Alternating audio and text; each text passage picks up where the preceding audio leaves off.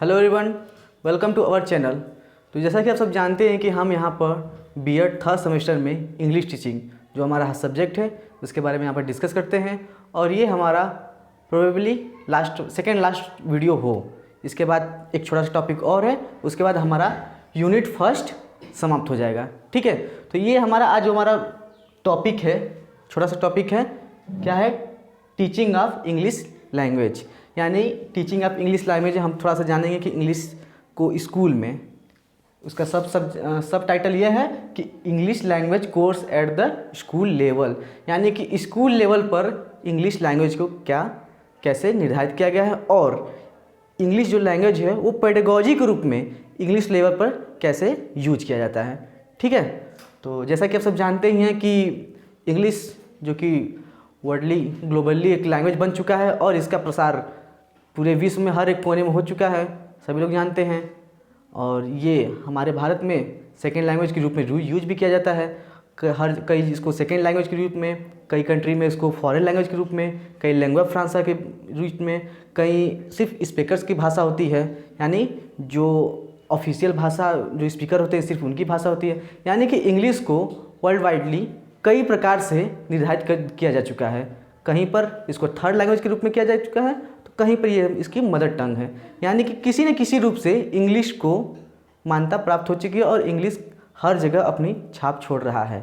तो अब इसकी महत्ता को देखते हुए जो भारत का सरकार था उन्होंने भी देखा कि नई करिकुलम में, जो इंडियन गवर्नमेंट थी उन्होंने देखा कि नई करिकुलम में भारत के लोगों को, यानी कि जो आने वाली पीढ़ी है, आने वाले बच्चे हैं, उनको भी इंग्लिश की जानकारी होनी चाहिए ताकि वो आने वाले समय में एक अच्छे भविष्य की कामना कर सके और उनको आने वाले समय में कोई परेशानी ना हो, कि भाषा के रूप में कोई उनको परेशानी ना हो, उनका हर तरह से वो प्रॉस्पेरियस ढंग से सेट रहें। ठीक है, तो देखते हैं यहाँ पर लिखा है कि हमारे English language course at the school level, यहाँ पर मैंने आपकी सुविधा के लिए लिख दिया गया है। हाँ, पिछले मेरे एक वीडियो पर किसी ने कमेंट किया था कि आपने सीधा सीधा किताब को ही ऐसे छाप दिया गया है। तो देखिए, आपको समझना भी है, आपको लिखना भी है, और आपको छपा हुआ भी नहीं चाहिए तो लिखते हैं कि लिख कर दीजिए, और आपको ये चाहिए कि नहीं होगा। ठीक है, आप समझ सकते हैं, किताब से पढ़कर समझ सकते हैं, आप रट्टा मार के जाइए, लेकिन मैं दावे के साथ कह सकता हूँ कि जो यहाँ पर पढ़ाया जा चुका है, जो हमारे एनमिसा क्लासेस की टीम जो पढ़ा रही है, कहीं न कहीं जो आप पढ़ेंगे, हो सके तो 4 और 5 बार रटेंगे। होता है कि ऑडियो विजुअल से बच्चों को ज़्यादा समझ में आता है। परीक्षा सेंटर पर जाएंगे, आप परीक्षा हॉल में बैठेंगे, क्या पता आपका पढ़ा हुआ याद न आए, लेकिन वीडियो जो आपने देखा होगा उसकी भाषा याद आ जाएगी। हाँ, नीतीश सर ने ऐसा बताया था, आनंद सर ने ऐसा बताया था, या हमने ऐसा बताया था, इसको हम अब फिर उसके बाद आप अपनी भाषा में लिखिए ना, कोई दिक्कत नहीं है, लेकिन एक छोर मिल जाएगा, एक उसका पॉइंट मिल जाएगा, उसके रूप आप अच्छे से लिख सकते हैं। मेन बात यह है कि आपको नंबर भी अच्छे चाहिए, आप लिख भी नहीं पाएंगे। खैर, वो तो अलग बात है, एक लोग के कहने से क्या होता है। बाकी लोग तो अच्छा रिस्पॉन्स दे रहे हैं कि नहीं ठीक है, पढ़ाइए, कोई दिक्कत नहीं है। नहीं लिखा, जब ऐसे ही ओरली बोला जा रहा है तो बोल रहे हैं कि नहीं हम लोग नोट्स बनाते हैं, पर्सनली मैसेज है कि नोट्स दीजिए, नोट्स बनाते हैं और हम लोग को लिख के दीजिए। ठीक है, चलिए बैक टू द टॉपिक। लिखा है कि English language course at the school level. ठीक है, the visual impact of the presence of English is that it is today being demanded by everyone at the very initial stage of schooling, यानी कि अब एक English का impact इतना ज़्यादा बढ़ चुका है कि इनिशियल लिखा ना, इनिशियल स्टेज ऑफ स्कूलिंग, यानी कि स्कूलिंग के जो शुरुआती चरण है, शुरुआती लेवल है, तभी से इंग्लिश की मांग शुरू हो चुकी है। क्यों? देख रहे हैं लोग, आने वाले बच्चे जो हम लोगों ने या फिर हमारे पेरेंट्स ने देखा है कि नहीं इंग्लिश से बहुत ज़्यादा इम्पैक्ट पड़ता है, वो लोग सोचते हैं कि नहीं मेरा बच्चा जो है उनको इंग्लिश में उनका हाथ तंग ना हो, क्योंकि उनको ऐसा माहौल नहीं मिल पाता है और वे देखते हैं कि उनको इंग्लिश की अच्छी शिक्षा नहीं दी गई, जिससे आने वाले समय में उनको बहुत ज़्यादा तकलीफ होती है और बहुत ज़्यादा परेशानी होती है। वो सोचते हैं, आपने देखा होगा कि जो पेरेंट्स होते हैं, ठीक है मानते हैं प्राइमरी स्कूल अच्छा है, बहुत अच्छा है, लेकिन क्या कितने भी गरीब हैं सोचेंगे नहीं मेरा बच्चा कॉन्वेंट स्कूल में ही जाए। क्यों? क्योंकि वहाँ पर इंग्लिश बोली जाती है। भारत सरकार ने भी माना कि हाँ इंग्लिश ज़रूरी है, प्राथमिक विद्यालय ठीक है गरीब बच्चों के लिए है, वो अच्छी बात है, ऐसी बात नहीं है, वहाँ पर भी क्वालिटी टीचर उपलब्ध हैं, लेकिन इंग्लिश को एक ओसी नहीं दिया गया था, बस एक नॉलेजेबल सब्जेक्ट रूप में, लैंग्वेज के रूप में उसमें पढ़ाया जाता था। लेकिन अब सीधे सीधे प्राथमिक विद्यालयों के ही क्या कि English model school, English model प्राथमिक विद्यालय के रूप में किया जा रहा है। ठीक है, वो इनिशिएटिव चल जा चुका है और धीरे धीरे बदलाव शुरू हो चुकी है। ठीक है, तो यहाँ पर लिखा गया है कि the visible impact of the presence of English, यानी जो इंग्लिश की महत्ता है इतनी बढ़ चुकी है कि स्कूलिंग की इनिशियल स्टेज यानी शुरुआती स्टेज में ही इसका डिमांड सभी के द्वारा की जा रही है। इंडियन पीपल कंसीडर, देखिए Indian people consider English as a second language. सही बात है कि भारतीय जो लोग हैं वो इंग्लिश को सेकेंड लैंग्वेज के रूप में यूज करते हैं, क्योंकि उनके पहली लैंग्वेज जो है वो हिंदी है। ठीक, सेकेंड लैंग्वेज हिंदी या फिर कोई और भाषा साउथ का है, तमिल, तेलुगु, जैसे मैंने बताया था पिछली वीडियो में, सेम ऐसे ही है। सिर्फ आपको समझना है कि अगर ऐसे पूछ दिया कि English language course at the school level, मैंने आपको बताया कि आपको एक पॉइंट प्रश्न के उत्तर लिखने हैं, तो एक ऐसा हो थोड़ा सा हटके हो, सिर्फ बताने को तो बता लेंगे, आप लिखना भी तो है, आपको नंबर भी तो अच्छे चाहिए बीएड में, ताकि आने वाले समय में जो हम सुपर टेट देंगे उसके बाद जो मेरिट बनेगी उसमें लेवल थोड़ा हमारा नंबर अच्छा रहे। ठीक, तो लिखा है क्या कि English as a second language it is studied at a compulsory second language. हाँ, सेकेंड लैंग्वेज में कंपल्सरी यूज किया जाता है। It is not the medium of instruction for the majority of the students, यानी कि यह सिर्फ एक इंस्ट्रक्शन का माध्यम नहीं है बहुत सारे लोगों के लिए, बहुत सारे स्टूडेंट के लिए न सिर्फ ये इंस्ट्रक्शन का माध्यम है, बल्कि it is an instrument a means of acquiring knowledge, यानी कि यह एक इंस्ट्रूमेंट है क्या, ताकि नॉलेज गेन किया जा सके, अच्छी अच्छी नॉलेज गेन किया जा सके। शुरुआत में इंग्लिश का स्टार्टिंग लेवल कितना था, 5, 6, 7 से स्टार्ट हुआ था। उसके बाद अब वो हायर लेवल पर जाएंगे और इसी इंग्लिश के थ्रू ही वह हायर लेवल में, अगर हायर एजुकेशन में जा रहे हैं तो वो अपना अच्छे से एजुकेशन ले सकते हैं।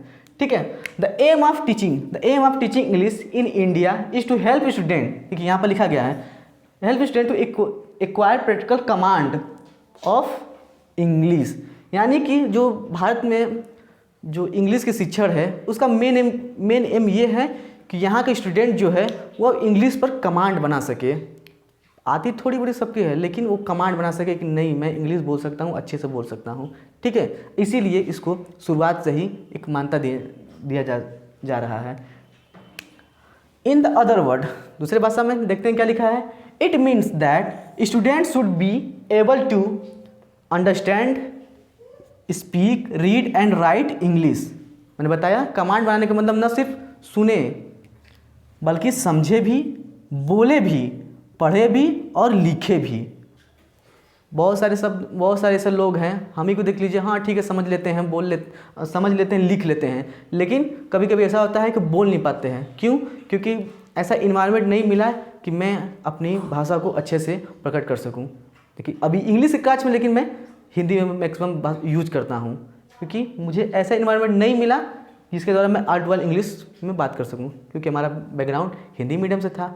ठीक है, अगला है कि the teacher should keep in mind, the teacher to be teacher, आप जो होने वाले टीचर है, आपके दिमाग में एक बात रहनी चाहिए कि aims of teaching English, aims of English teaching क्या होनी चाहिए कि understand, speaking, read and write to the students, यानी कि एक भावी शिक्षक के रूप में आपके दिमाग में ये बात होनी चाहिए, एक आपका एम रहना चाहिए कि जो इंग्लिश का शिक्षण होती है, इंग्लिश की टीचिंग होती है, उसमें आप बच्चों को ऐसे समझाएं, ऐसे बताएं, इंग्लिश टीचिंग कराएं जिससे वो समझ सके, बोल सके, लिख सके और पढ़ भी सके फ्रिक्वेंटली, कोई बिना किसी बाधा के। ठीक है, the teacher should always emphasize on the aims of teaching of English. It will help to teach effectively. जैसे मैंने बताया कि आपको ऐसे करना है कि इंग्लिश की जो टीचिंग है वो इफेक्टिवली रूप से हो सके। ठीक है, अब हम ये यहाँ तो मोटी बात समझ में आ गया कि इंग्लिश टीचिंग स्कूल लेवल पर कैसी होनी चाहिए। अब इंग्लिश टीचिंग को, अब हमारा क्या है बीएड बीटीसी में ये है कि पेडागॉजी चलती है, जिसमें हर हिंदी पेडागॉजी, इंग्लिश पेडागॉजी, यानी इंग्लिश हर सब्जेक्ट को पेडागॉजी के रूप में समझाया जाता है। तो यहाँ पर इंग्लिश को भी पेडागॉजी के रूप में माना गया है। अब यहाँ पर पेडागॉजी के रूप में किस किस बेस पर, किस किस आधार पर बनाया गया है उसके बारे में देखते हैं। ठीक है, अगर आपको स्क्रीनशॉट लेना तो स्क्रीनशॉट ले सकते हैं। ओके, हम रियाज कर रहे हैं इसको।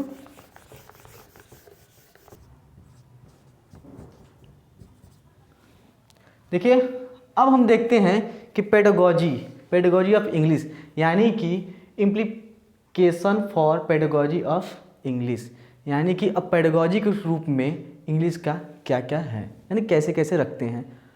जैसे कि आपने साइकोलॉजी में पेडागोजी सुना होगा कि शिक्षण को कैसे कैसे पढ़ाना चाहिए और कैसे पढ़ाएं कि बच्चे में स्थायी अधिगम हो, यानी लर्निंग उनका जो हो वो जीवन पर्यंत चले, यानी लाइफ टाइम के लिए उनका लर्निंग ऐसा कराया जाए कि लाइफ टाइम तक चले। इसके लिए नए नए स्किल्स, तो ये मेथड वो मेथड, अगर आपने पढ़ा होगा अच्छे से मनोविज्ञान नितेश सर से तो आपको पता होगा कि उन्होंने कितनी सारी मेथड बताया था। इवन साइंटिस्ट ने सिर्फ बच्चों को पढ़ाने के लिए, अच्छे अधिगम, सिर्फ अच्छी लर्निंग कराने के लिए कितने सारे एक्सपेरिमेंट किए, कुत्ते बिल्ली बनमानुस, मतलब तमाम किस्म की बातें, सिर्फ ये देखने के लिए कि बच्चे कितने अच्छे तरीके से सीख सकते हैं। ठीक है, और आपने जब साइकोलॉजी पढ़ा होगा नितेश सर से, आप जानते ही होंगे। ठीक, तो पेडागोजी ऑफ इंग्लिश, आइए अपने टॉपिक पर हम आते हैं। यहाँ 3-4 पॉइंट, यहाँ पर कुछ पॉइंट दिए गए हैं जिसके बेस पर हम इम्प्लीकेशन ऑफ पेडागोजी कर सकते हैं। देखिए यहाँ लिखा है starting with speaking not writing, यानी कि जो लैंग्वेज है उसका पहला मुख्य प्राइमरी ये रूल होता है कि पहले वो बोलना सीखे। बच्चा क्या है, अगर हिंदी भी सीख रहा है या फिर कुछ भी कर रहा है, पहले हिंदी बोलता है। इंग्लिश भी ये नहीं कि सीधे लिखना शुरू करता है, पहले उसको एप्पल बॉल बताया जाता है और वो ऐसे ही करता है। नहीं पता कि अगर यहीं पे एप्पल अगर APPLE लिख दिया जाए उसको नहीं पता चलेगा कि ये एप्पल ही है, लेकिन वो इंग्लिश बोलता है कि एप्पल है, बॉल है, काइट है, फिश है, ऐसे ऐसे शब्द बोलते रहता है। ठीक है, तो इसका ये रूल ही है कि starting with the speaking not writing, ये पहला इसका पॉइंट है। ठीक, दूसरा क्या है, मेकिंग लैंग्वेज लर्निंग इंटरेस्टिंग, यानी कि दूसरा जो हमारा पॉइंट है मेकिंग लैंग्वेज लर्निंग इंटरेस्टिंग, क्योंकि नया लैंग्वेज सीख रहे हैं बच्चा तो उसको ऐसे बताया जाए कि जो नया लैंग्वेज है वो इंटरेस्टिंग हो। इसके लिए आप क्या करते हैं एक टीचर के रूप में, वो आपके ऊपर है। आप क्या करो, नए नए चीज़ लाओ। इंग्लिश पढ़ा रहे हो तो जो आपको पढ़ाना है कोशिश करो उसका डायग्राम लेकर चले आओ, उसका फिगर लेकर चले आओ।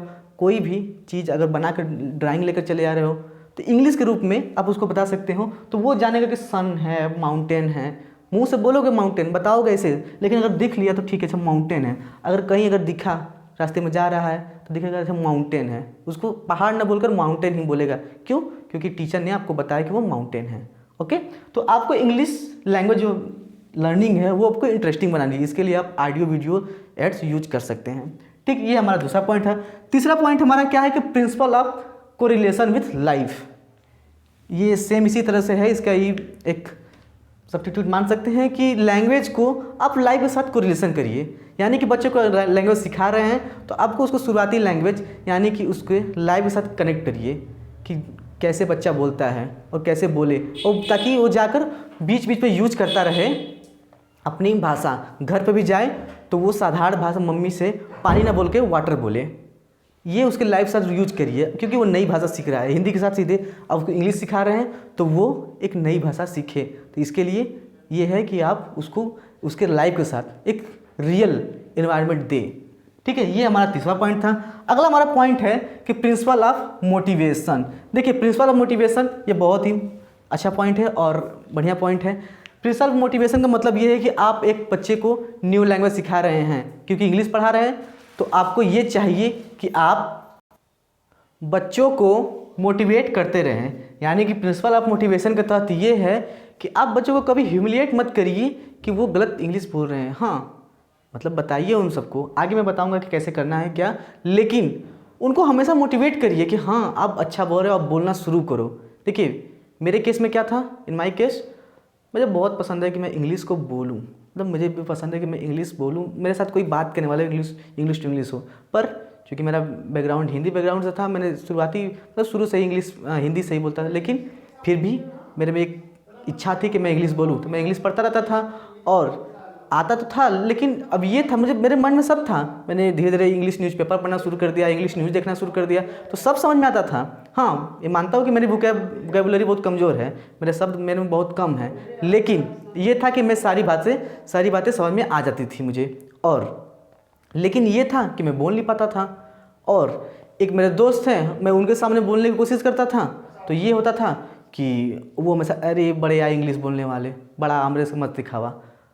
अब फन फैक्ट ये था कि वो इंग्लिश ही मतलब ट्यूशन होम ट्यूटर जाके देते थे, वो इंग्लिश खुद पढ़ाते थे, लेकिन अब मेरे साथ इंग्लिश में बातें नहीं करते थे। घर पर ये था कि सिस्टर थी तो वो भी ऐसे ही था। खैर वो था, आपको बताने का पर्पज़ ये था कि बच्चे को ये मत कहिए कि बहुत इंग्लिश झाड़ रहा है या फिर ये कर रहा है वो कर रहा है, इससे उनका मोरालिटी डाउन होता है। ठीक, तो आप उनको हमेशा मोटिवेट करते रहिए। ये हमारा जो पॉइंट है, अगला पॉइंट है। ठीक है, अब हमारा नेक्स्ट पॉइंट है टीच इन इंटीग्रेटेड मैनर, यानी कि आपको देखिए ये सब सारी बातें जो मैं बता रहा हूँ एज ए टीचर आपको करना है, क्योंकि पेडागोजी आपको यही बताता है कि आप कोई भी शिक्षण करा रहे हैं, कोई भी टीचिंग करा रहे हैं, किसी भी सब्जेक्ट को, उसका एक सिस्टमेटिक वे होता है। इसलिए यहाँ पर इंग्लिश पेडागोजी यानी इंग्लिश टीचिंग का सिस्टमेटिक वे ये है कि starting with speaking and not writing, यानी कि आप बोलने से स्टार्ट करिए, पहले बच्चे को बुलवाइए ना कि लिखवाइए, बस लिखवाते जाइए।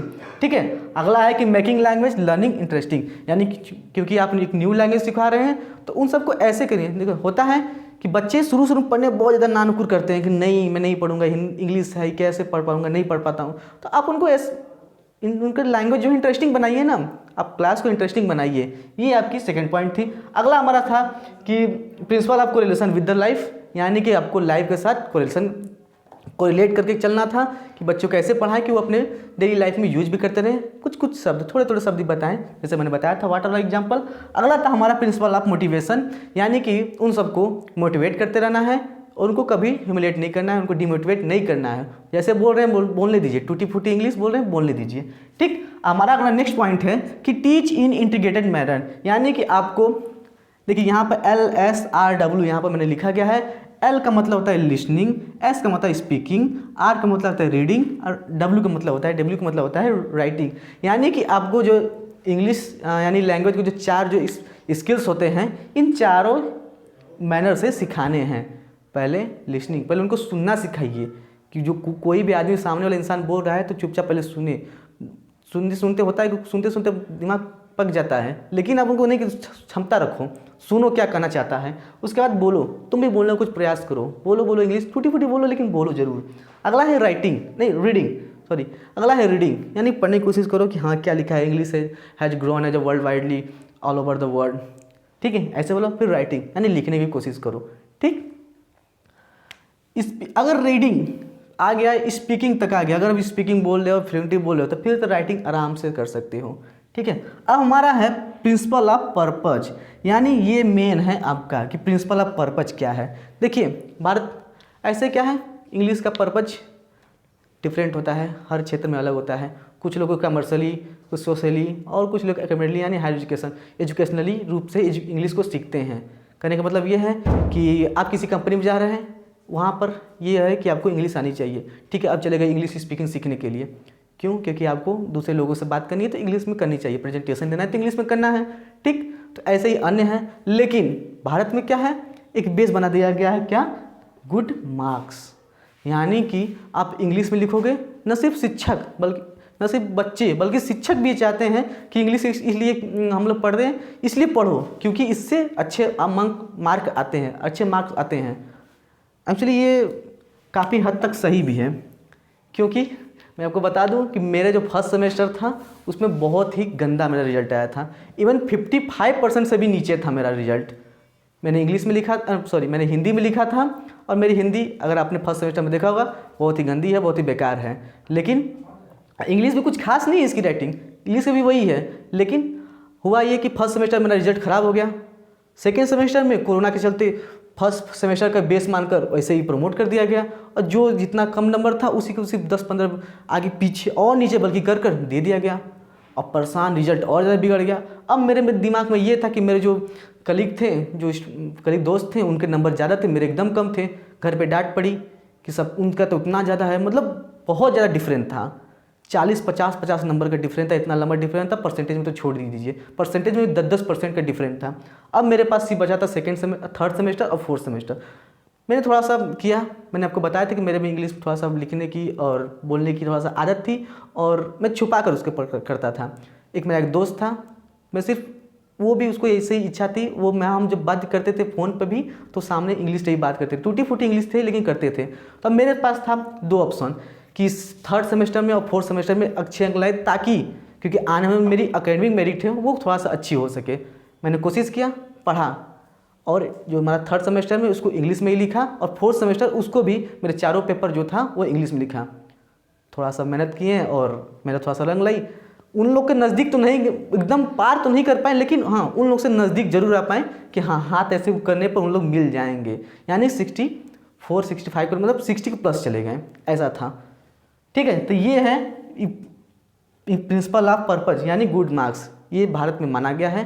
तो मैंने आपको बताया था जब सिलेबस डिस्कस कर रहा था तभी बताया था कि अगर आप इंग्लिश ले रहे हो, अगर आप इंग्लिश आती है तो आप इसको स्किप मत करिए, क्योंकि ये आपको अच्छे अंक ला सकता है। ऐसे बहुत सारे स्टूडेंट मेरे साथ के जो उनको आता कुछ नहीं था का मतलब था कि वो स्कूल नहीं आते थे, लेकिन सिर्फ रट्टा मारकर हाँ एक इंग्लिश लैंग्वेज में लिखकर, अच्छी राइटिंग में लिखकर उन्होंने बहुत ज़्यादा नंबर, इवन 80 से सिर्फ थ्योरी में ला दिए हैं। खैर वो तो अलग बात है। हमारा नेक्स्ट पॉइंट है प्रिंसिपल ऑफ हैबिट फॉर्मुलेशन, यानी कि एज ए टीचर आपको बच्चे में लैंग्वेज लर्निंग के तहत एक हैबिट करना है। क्या क्या हैबिट है यहाँ पर देखिए, इसके तहत मैंने यहाँ पर लिखा गया है कि हैबिट ऑफ लिसनिंग। मैंने बताया कि सबसे पहले आप उनको बताइए कि नहीं, इंग्लिश आप सुनने के पहले कोशिश करो। कोई बोल रहा है तो नहीं तुम इंग्लिश में कैसे बोल सकते हो, बहुत बढ़िया इंग्लिश बोलने वाले, उनको भी कहना अच्छा तुम सुनो तो, क्योंकि तुम भी इंग्लिश सीखोगे तो पहले सुनना कोशिश करो कि वो सामने वाला इंसान बोल क्या रहा है। तो अब इसके लिए तुम आप चाहो तो बच्चे में अलर्ट डला दो कि अब तुम टीवी सुनो, इंग्लिश न्यूज़ लगा दो। ठीक है, तो पहले हैबिट डालो कि वो लिसनिंग की, यानी हैबिट ऑफ लिसनिंग। फिर क्या है, दूसरा पॉइंट है कि habit of reading books, newspaper and magazines. मैंने बताया स्टोरी बुक्स, छोटी छोटी बुक्स आती हैं, इंटरेस्टिंग बुक्स आती है, कहानियाँ छोटी छोटी रहती हैं, आप उनका आदत डलाइए, हैबिट करिए कि बच्चे वो पढ़े। हिंदी की जगह अगर इंग्लिश न्यूज़पेपर मिल जा रहा है उनको, तो आप खुद लाइए क्लास में, उन सबको बताइए कि देखो ऐसे होता है।